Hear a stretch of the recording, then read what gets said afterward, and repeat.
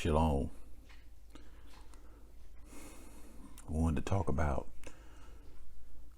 is independence difficult? Is independence a form of rocket science that only a select few people can even understand, much less attempt? I mean, mankind has been kept in a state of dependence for a long time, and even more so for our people. That was one of the primary mechanisms for controlling us in this country, making us completely dependent on the system to survive. And they used so many tactics to do that. One of them was always the looming, ever-present fear of a white uprising, a return of the South that will take back control of America and throw us lowly Israelites back into slavery. So that kept us supporting the North narrative and agenda. You know, we supported everything the New York Democrats, we supported everything that they suggested because they had convinced us that it would be in our best interest in terms of self-preservation. Oh, we didn't want the white Southerners to rise up and put the chains back on our necks and ankles.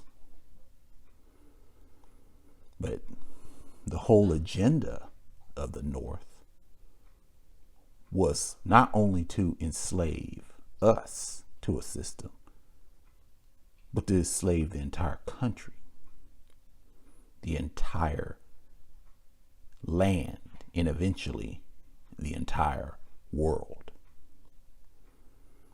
See, that was the seed of globalization right there.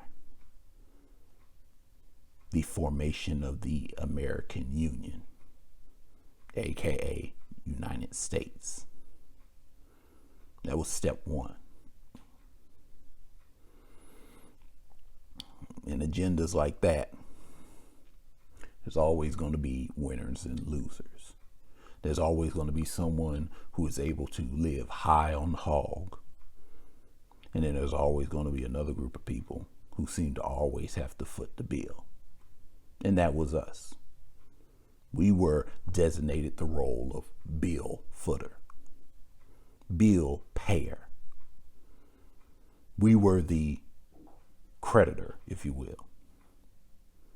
You know, people came and when they needed something done, they came to us. We were the one that had to put up the credit. That credit was typically our physical beings. They needed the crops tilled. They needed the fields tilled. Our bodies were put to the task. They needed to fill their army ranks. Our bodies were put to the task.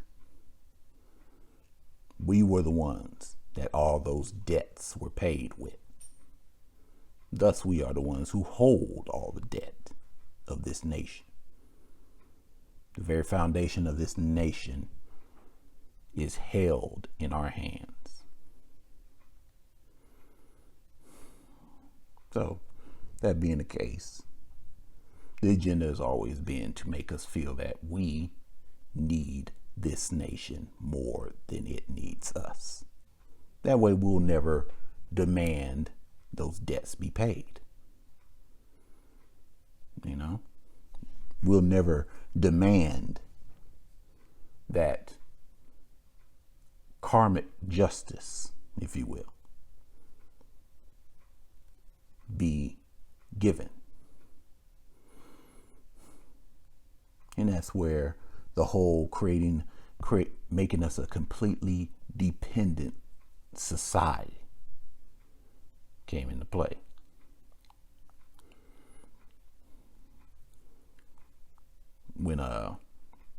after the Reconstruction era, they saw that we were a bit more industrialist than they had thought.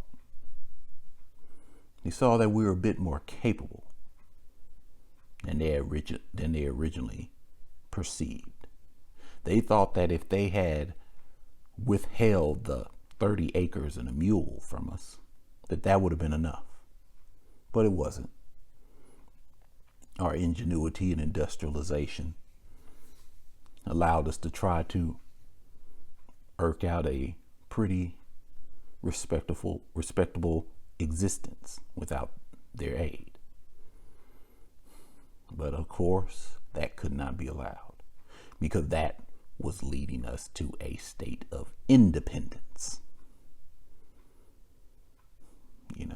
And in a state of independence, their greatest fears could be realized. Us calling in the debts. So, that's the reason why events like Tulsa, Oklahoma happened, and then Black Wall Street. That's why events like that were allowed to happen. And you have to peep how they did it. See, the way they did it, history will just show that it was because of a bunch of jealous white folk. But in reality, the government knew what was going on there. They knew what those white people were going to do, and they let them do it. And only when it got so bad that they knew that they had to, put a stop to it, only then did they send in the National Guard.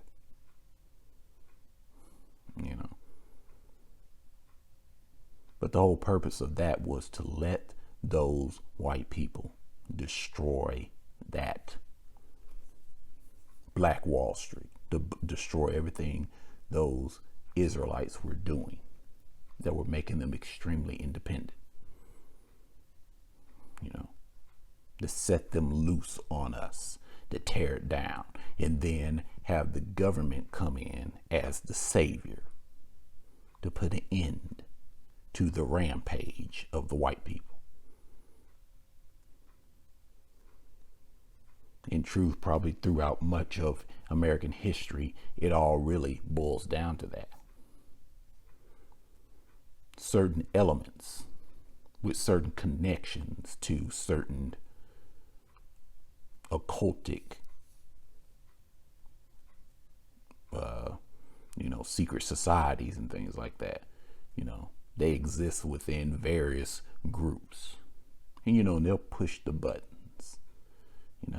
They'll say certain things to start a certain fear, to start a certain narrative within that group. It's like lighting little brush fires here and there, so that they can start a controlled burn, which will lead that particular group to do things that the government can come around and establish a narrative off of.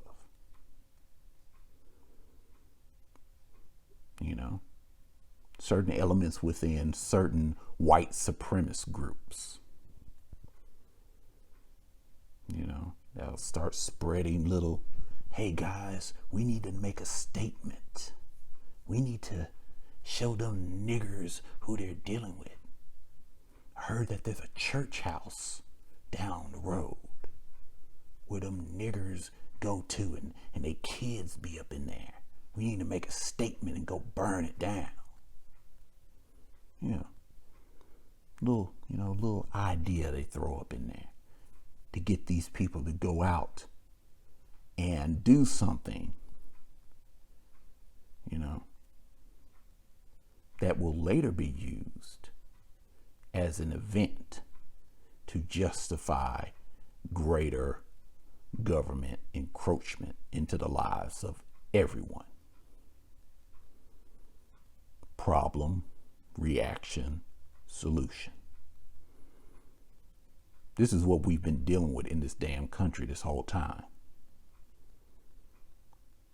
These individuals who allegiance is truly to something else.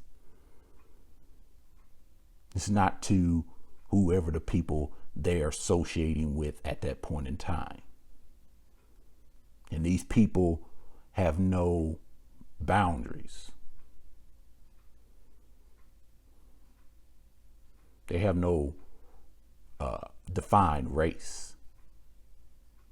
These organizations that hire these people, that allow these people to grow, to join them,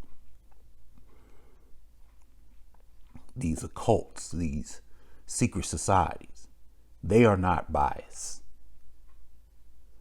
They have people of all races and genders within them. And then they send them out like a stealth army to infiltrate groups and to spread narratives when needed, to gain information when needed, and probably the most extreme, to assassinate certain people within such groups when needed.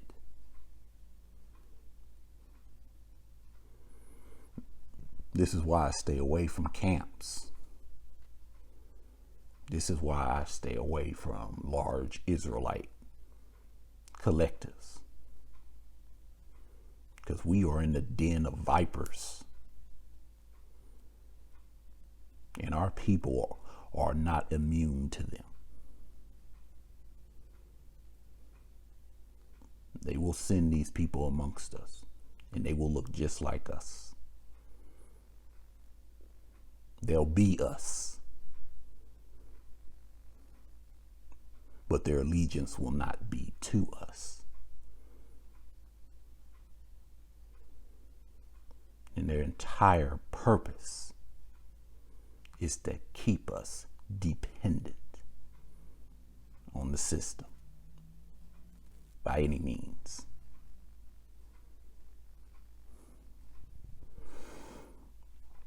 It's a tricky time. And I think I mentioned in a video a while back, it really does seem like massive destruction and death is the only solution to this. People do not just turn over a new leaf, particularly people like that. Institutions and organizations and secret societies that have been at this crap for thousands of years don't just stop doing what they've always done. A river always flows in a certain direction until it is diverted.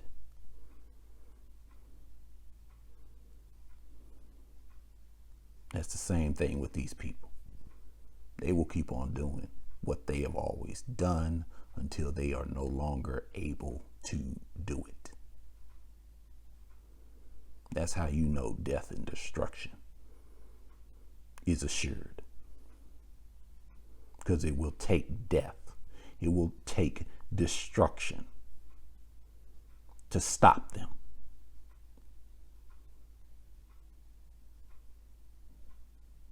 It's just the way it is. We should not be looking forward to a bright future. At least not one that we've been conditioned to believe in. You know, everybody just all of a sudden saying, hey, we were wrong, and shedding their snake skin, and everybody just holding hands and singing kumbaya. No, that's not what's going to happen. What's going to happen is the same thing that happens when a woman gives birth to a child. There's a lot of screaming. There's a lot of pain. And there's a whole hell of a lot of blood. Rivers of it. That is what is coming.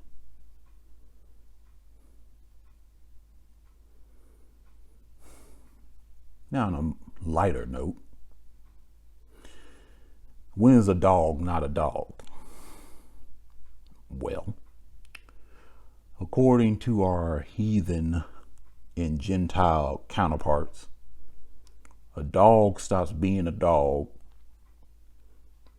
when they decide to use it in some kind of military practice and it gets his ass electrocuted in the process of chasing down some terrorists. And now the damn dog is seen as a soldier worthy of honors, a Purple Heart, if you will. You know, the Purple Heart is a medal that they give to soldiers that have been wounded in battle. Well, this dog, a dog part of these special forces groups, I think it's Delta, whatever the hell they call themselves. All that stupid shit, special, whatever. Anyway, they had a dog, and the dog ran into the building, and the dog stepped on the exposed power line and got his ass electrocuted. And now this dog is being held in high esteem. One of the most damn famous dogs on the planet at this time. Now, most of us know that certain Gentiles have a very strange adornment for canines. Now, I like dogs. I got a dog myself. But I still, no matter how much I like the dog, I still understand that it's a dog. I still understand that the world it sees is probably very,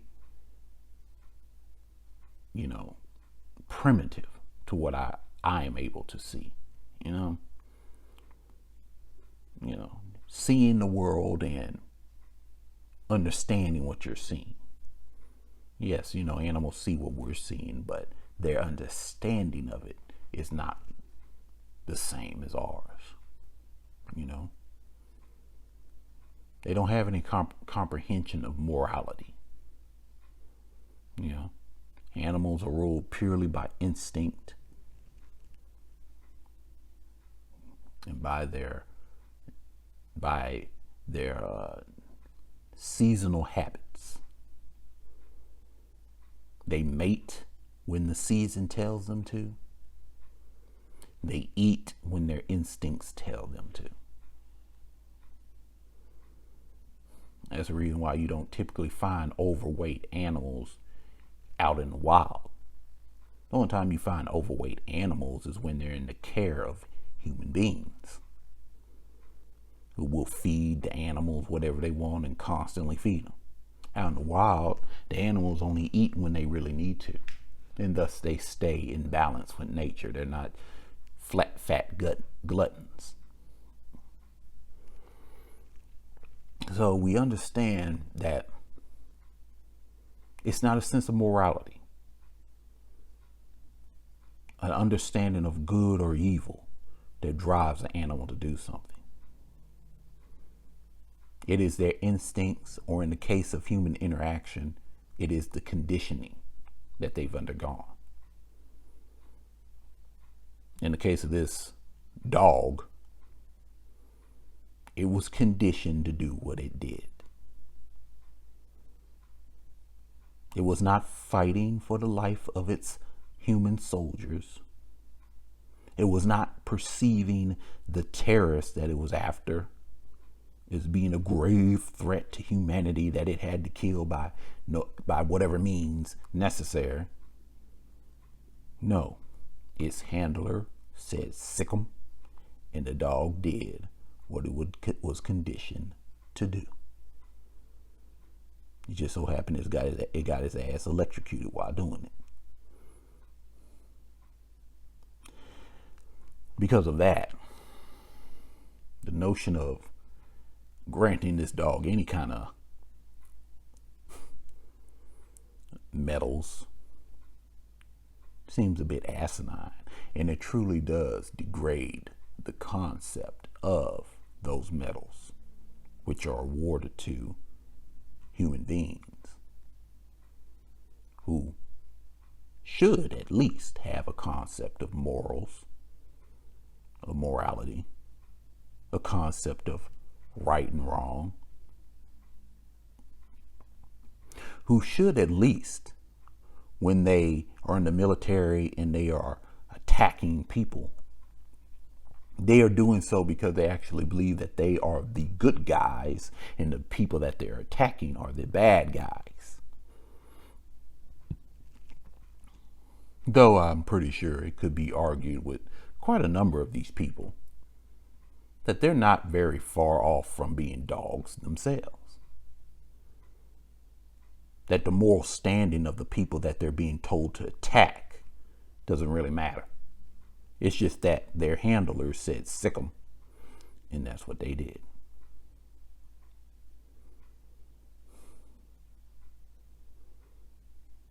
But regardless of that, Purple Heart, you would think to give that to a soldier who, again, is aware of morality.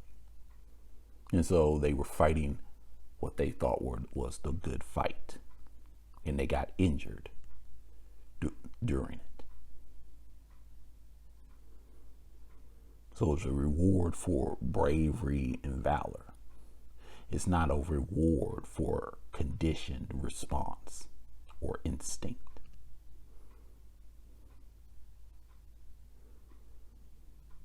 But considering how the white Gentile is concerning canines,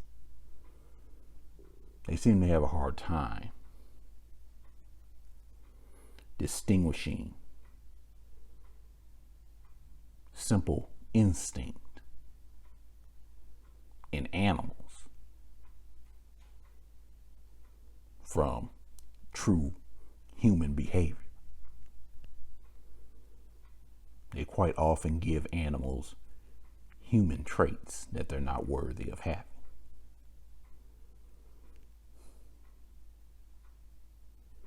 And they do this while having a history of denying true human beings the simple dignity worthy of them. That is their history.